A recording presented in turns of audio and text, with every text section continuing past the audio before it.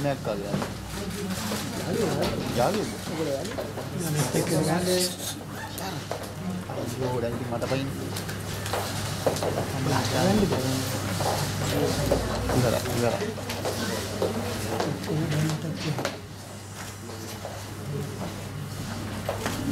friends, very good afternoon and welcome to the United Nations premises. I am Subinay Nandi, United Nations Resident Coordinator in Sri Lanka, and we are very happy to host Mr. Jeffrey Feltman, Under Secretary General of the United Nations and Head of Department of Political Affairs, who is visiting Sri Lanka as an envoy of the Secretary General and engaging with different partners here and is visiting. So we are very pleased to present Mr. Feltman here. We will be just, before we start, we will be here for about half an hour. So Mr. Feltman will make his statement and then we'll open for question and answers from the floor. Mr. Feltman, over to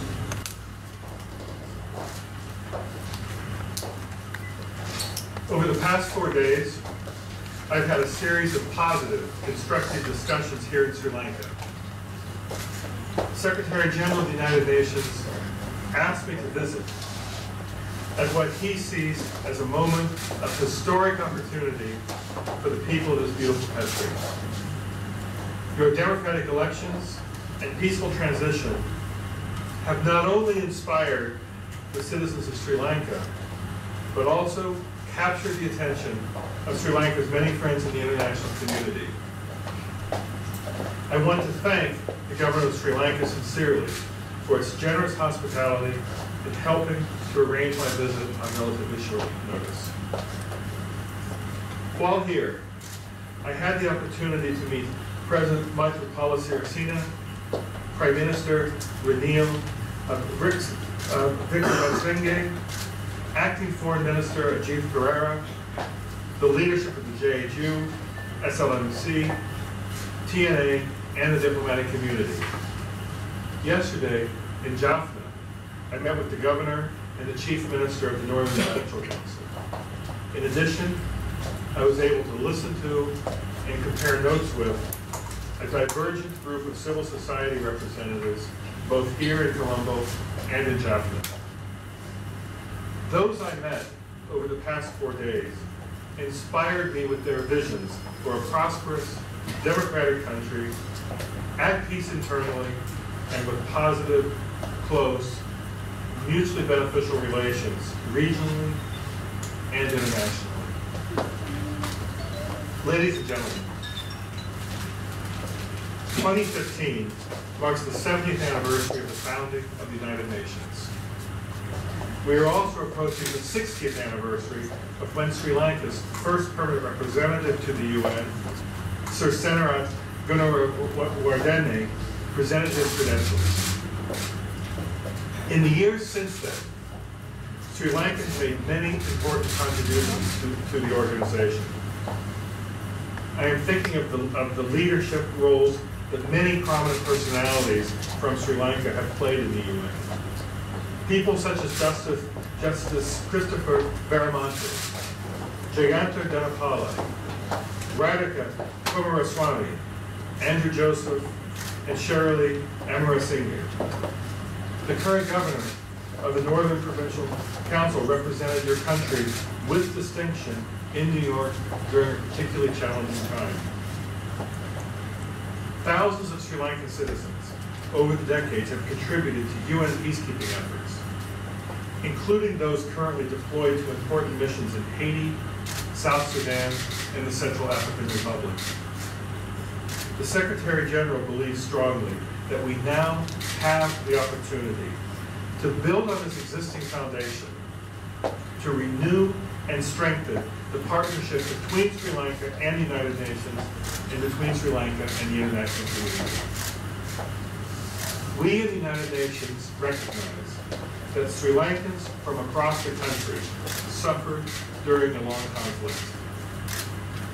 No community was immune, and despite work of many commissions, the list of grievances and unresolved issues remains long. as demonstrated by the speech of the Honorable Minister of Foreign Affairs before the Human Rights Council in Geneva yesterday. We are encouraged by this government's commitment to promote reconciliation, accountability, and human rights. This is very much in line with the 2009 joint communique issued on the occasion of the UN Secretary General's visit to Sri Lanka soon after the end of the conflict. In our view, credible, tangible progress in these areas is a prerequisite to the achievement of sustainable peace and prosperity in Sri Lanka.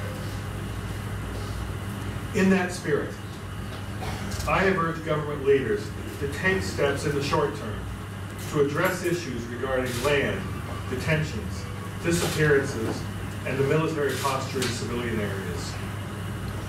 Over the longer term, I have underscored in my meetings the expectations by the United Nations and by the international community that the government will, as it has promised, develop in the coming months a strong framework for accountability that meets international standards and norms and that is seen as credible across Sri Lanka.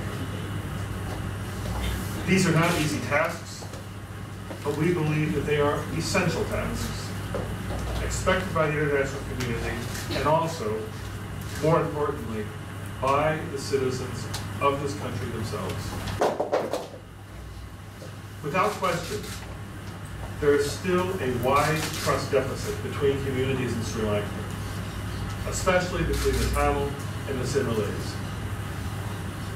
We have thus encouraged the national leaders and political stakeholders to work on all of these issues in the spirit of inclusion and consultation. Inclusion requires that all communities be willing to participate in these processes. As requested by Sri Lanka, the United Nations is committed to assisting in the process of accountability and reconciliation through the Peace Building Fund and other facilities as appropriate. But it's first and foremost for Sri Lankans themselves to shape how to address issues of the past in order to find a common future. With regional allies and the world focused in a positive way on Sri Lanka, and with the citizens of Sri Lanka having drawn from Sri Lanka's strong democratic history and traditions to promote a peaceful transition, this is a historic moment to seize. I know that the Secretary General himself and the United Nations system more broadly will stand with the people and leaders of Sri Lanka as they address credibly and thoroughly the accountability and reconciliation issues that, once resolved, will contribute to Sri Lanka's long-term peace and prosperity. In this 70th anniversary of the UN's founding and the 60th year of Sri Lanka's membership of the UN, we welcome the promise of renewed partnership. Thank you. Thank you, Mr. Captain. Colleagues, we will open the floor for questions. May I request that if you could introduce your name and the agency you represent. I'm also pleased to note that if any of friend journalists here would need to speak in Tamil or Sinhala, please feel free to do so, and our staff will have it translated. I can see.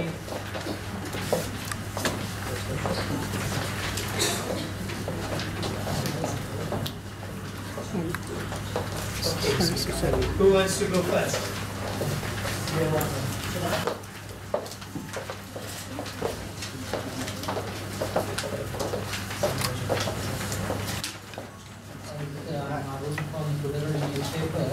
You have met a variety of people during your visit, and what is the message that you are taking back to UN?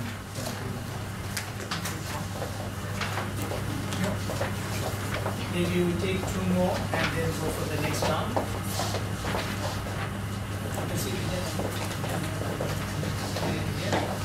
Hi, I'm Namin from Sunday Times.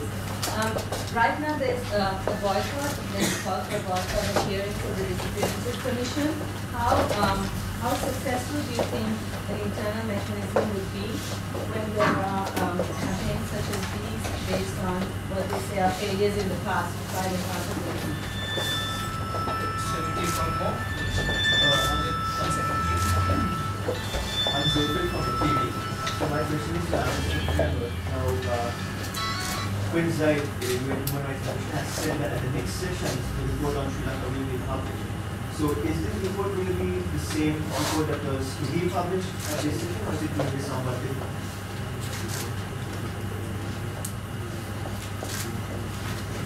Thanks very much for your questions. My message to the Secretary General to answer the first question will have several parts. One is to reinforce his own sense that now is a real opportunity for the government in Sri Lanka and for the United Nations as a whole to refresh and renew the partnership. That we do have a strong foundation on which to build a long history of Sri Lanka's membership in the UN and contribution to the organization, but now is the time to take the relationship and partnership to a new level. So that's one message. Another message is to repeat something I said in my statement. There is a trust deficit here, and the trust deficit needs to be overcome by the people of Sri Lanka themselves in order to have successful accountability and reconciliation in this country, which we see as essential in the post-conflict environment.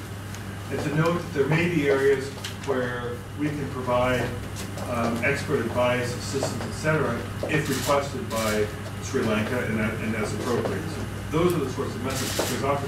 There's opportunities here, but the challenges do remain great.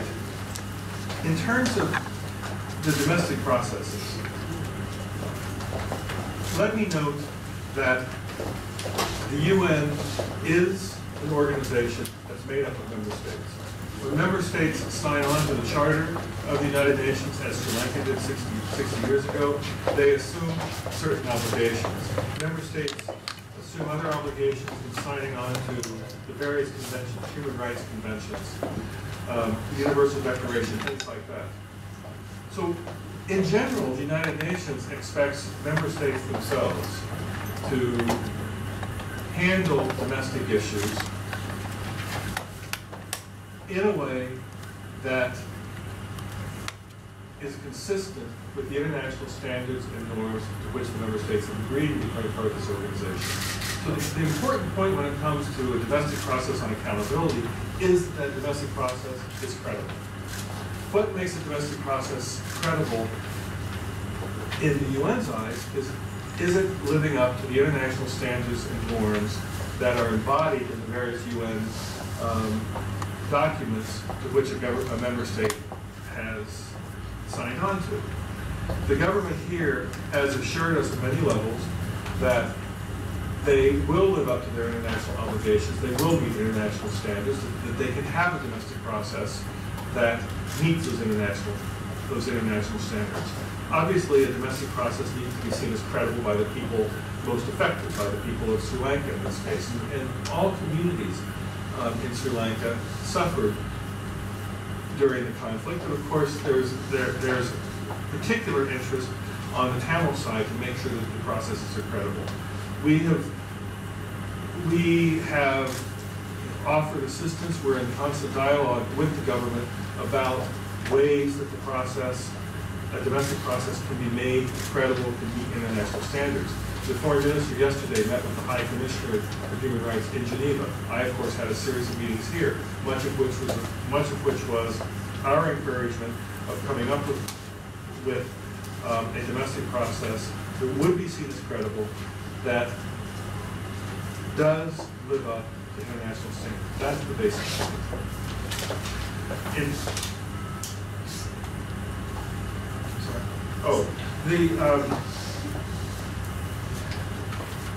As the Human Rights Commissioner himself said when he recommended to the Human Rights Council that in response to the ongoing discussions with the government that the release of the report be delayed, he made clear it was a one-time deferral. A one-time deferral. If there's ways to enhance the findings in the report between now and September, we would look for ways to actually improve the findings.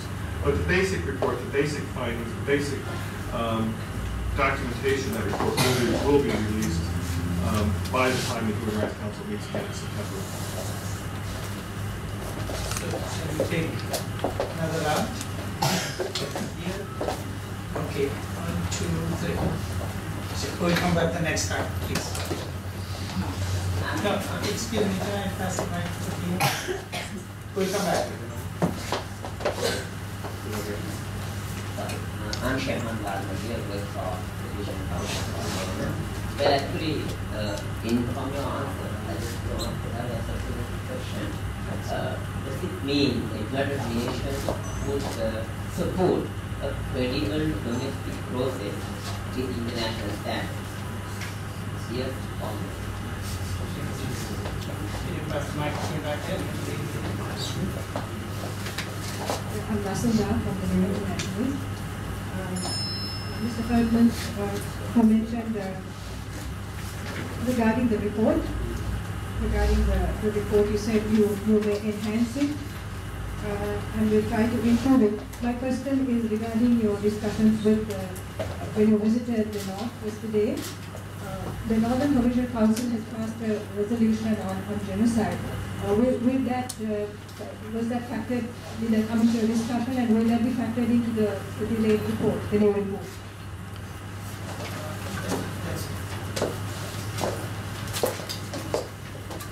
Thank you.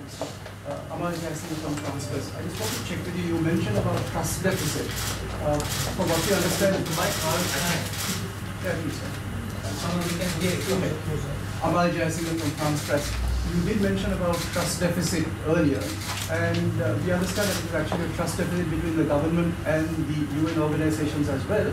So with the new administration, is there any effort to get some of the UN investigators to have access to Sri Lanka? Is there any move to actually get those people involved in the inquiry to have a hands-on or just make some field visits and see for themselves?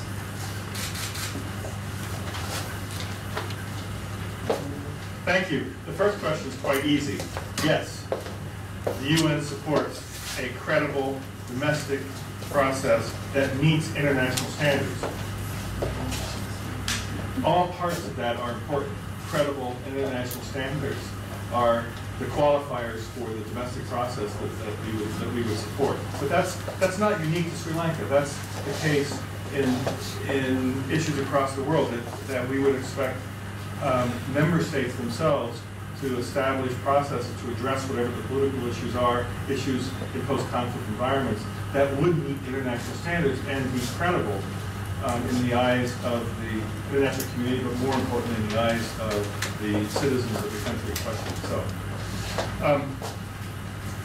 on the OHCHR report, the Office of the High Commissioner for Human Rights report on Sri Lanka, I really need to defer technical questions of that to your colleagues in Geneva, because it's not a report that we in the Department of Political Affairs, this is a report that was prepared in Geneva. But what I can say is that the deferral of that report, while disappointing to some, and I heard the expression of disappointment myself in talking to people over the past 4 days in some quarters, allows time for the development of that credible domestic process, a framework for that credible domestic process that would meet international standards. It was done in response to ongoing discussions between the government and the United Nations at many levels about how that process might unfold, how that process might develop. And as I said before, we're willing ourselves to offer any support as requested and as appropriate. And it leads to the third question that was asked, which is a reference to a trust deficit between the United Nations itself and the government. What I can say is that we have now an ongoing discussion. I've been able to discuss openly here with government leaders our own expectations for how the domestic process will work. The foreign minister was in Geneva yesterday, and I would encourage you to read the statement made by the Honorable Foreign Minister of Sri Lanka before the Human Rights Council yesterday. He made it clear in that statement that special rapporteurs from the United Nations, for example, will be welcome to come to Sri Lanka. So I would, rather than put words in the mouths of the government officials here, I would encourage you to look at what he himself said, the commitment he made to the members of the Human Rights Council yesterday. Just a supplement, I was talking about specifically investigators, not just the rapporteurs, but specific investigators who were probably denied access before. There's ongoing discussions that we see as positive and constructive between how the UN and how the government of Sri Lanka can look at this whole range of issues.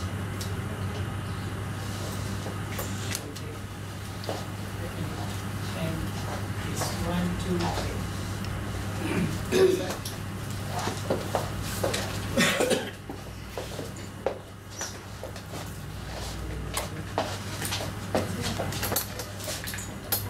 This is Neera from the Hindu.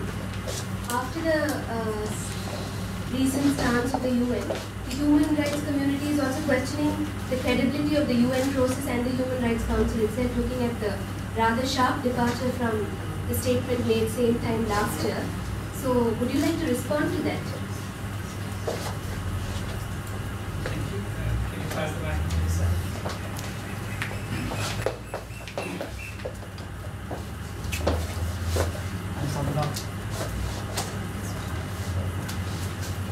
I'm from Hindu News. Previous government did allow to the investigation to come here to Sri Lanka. So is there any plan with new government to come here with investigation, or are you going to add those things to next report in September? I will come back to you, sir. Next round. I am Darshan Ashok Kumar from the Sri Lanka Broadcasting Corporation. My question is, what are the measures or criteria do UN has in regard to ensure the credibility of the local mechanism or domestic mechanism?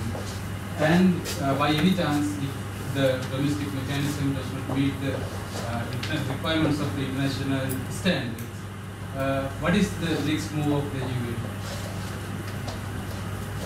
We'll come back.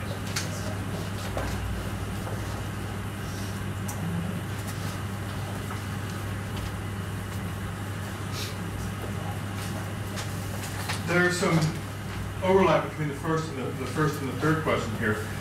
The Human Rights Council in Geneva is, of course, made up of member states.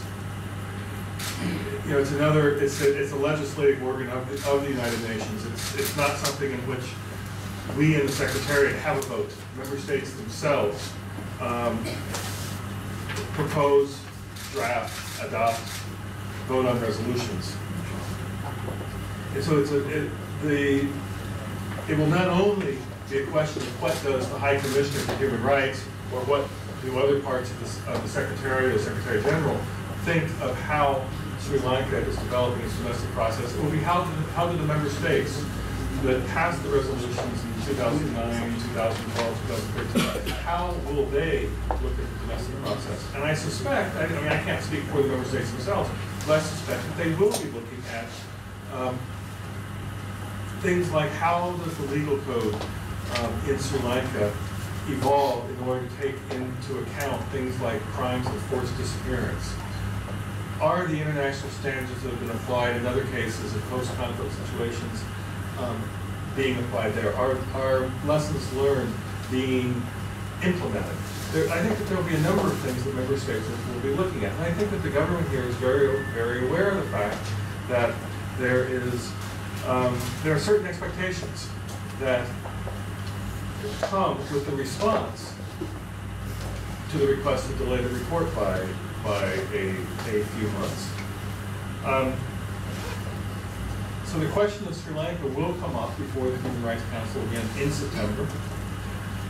And member states will be looking to the government, as will the members of the UN Secretariat and Secretary General, to see how the government used that time. The government asked for the time to develop a credible mechanism. How will the government use that time between now and September? So I think that there will be a rather bright spotlight shine on the government's efforts from September. In terms of the OHCHR report, in terms of investigation of human rights practices, I apologize, but I really do need to defer that to our colleagues in the Office of High Commissioner for Human Rights in Geneva to better address, to answer those questions. And in terms of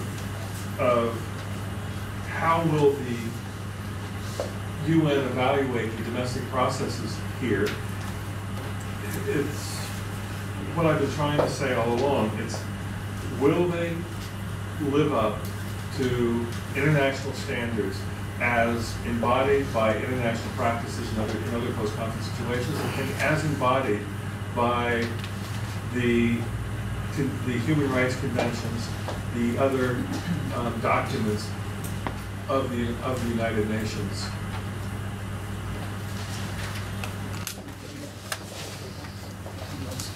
I'm Jackie Jabam from the Island newspaper.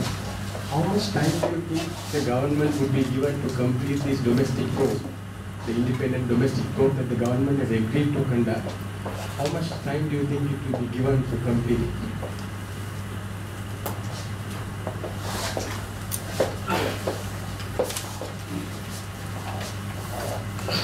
Shiharam is from Reuters.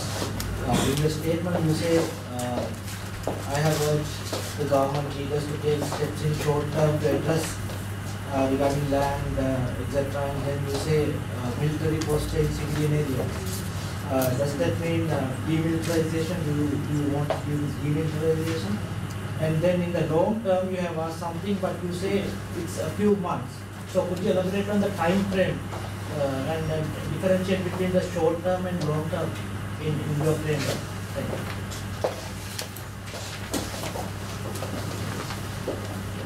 Take one more.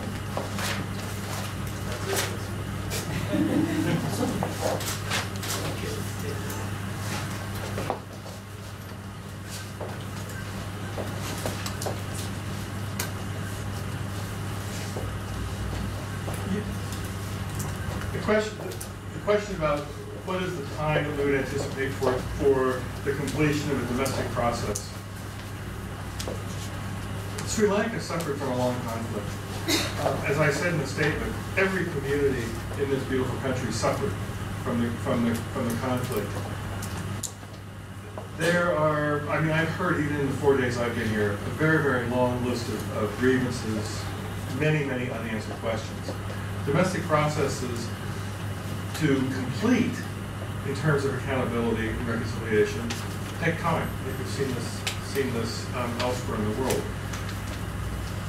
But to design a domestic process that has accountability, that lives up to international standards that we keep talking about, that needs to be done relatively swiftly so that people see that that it's not just the design of a process, but the use of that process has started. And the government has put itself under its own timeline in terms of moving forward in this area by asking for a deferral of that report's release until September. So I would strongly encourage the government, as I did in my meetings, to use the time between now and September to have inclusive consultations that lead to the type of presentation in September in Geneva that will have credibility, that will live up to the expectations of the people of Sri Lanka. What I heard from the government was very encouraging. You know, the commitment I heard from government leaders was something very, very promising. But it's not enough to tell me, the visiting Undersecretary General, at the beginning of March, that the intention was there to have a good answer to the Human Rights Council by September. The requirement is to actually bring something to the Human Rights Council that would be seen as credible by September. The references in the statement I made to short-term steps were a signal, I think, that we recognize the trust deficit here.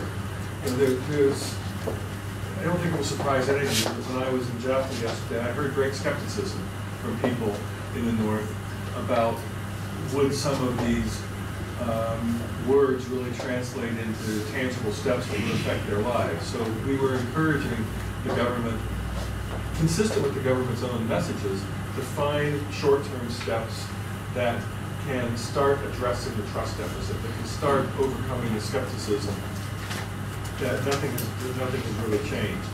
And there were a number of issues that were on the table that we suggested, but these are decisions for the government, for the people, for the leaders of Sri Lanka to make. They're not something for the UN to take. Ours were mere suggestions, but one area was the idea of trying to minimize the impact of military deployments on civilian life. Was the specific reference you talked about. And the few months reference, I think, is pretty clear, which is the government is going to be reporting something to the Human Rights Council in September. That's a few months from now. Thank you. We can probably take another 2 or 3. There is anyone willing? Okay. Please take the mic. And one last we can take as to finish it on time. Okay, that will be the last.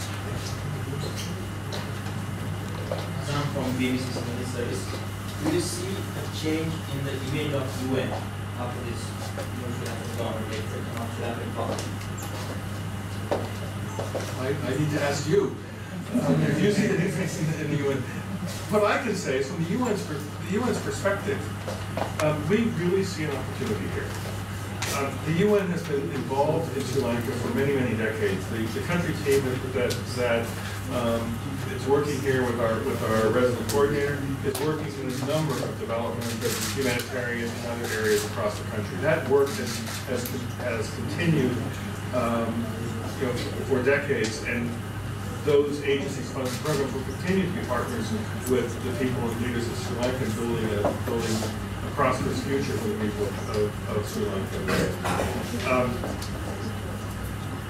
Where I see the opportunity is now is for the UN, if requested, as appropriate, to also provide some help, advice on those issues of accountability and reconciliation. There's a lot of unfinished business since the conflict ended in 2009. There are a lot of expectations by various parts of the population. And now is a time for the people and leaders of Sri Lanka to finish that unfinished business from the end of the conflict. And we're more than willing to work in the spirit of partnership with full respect of the sovereignty of Sri Lanka, full respect of the goal of a unified, democratic, prosperous Sri Lanka, to try to help finish that business. Thank you. Okay, friends, the Commission will bring closer to this dialogue here, and President will be making Tamil translation and similar translation available. Hopefully by tomorrow morning they will be available on our website. Meantime, we have the English version, so you can use that one. But let me thank on behalf of the whole team, thank you all for making it to this event. Thanks a lot.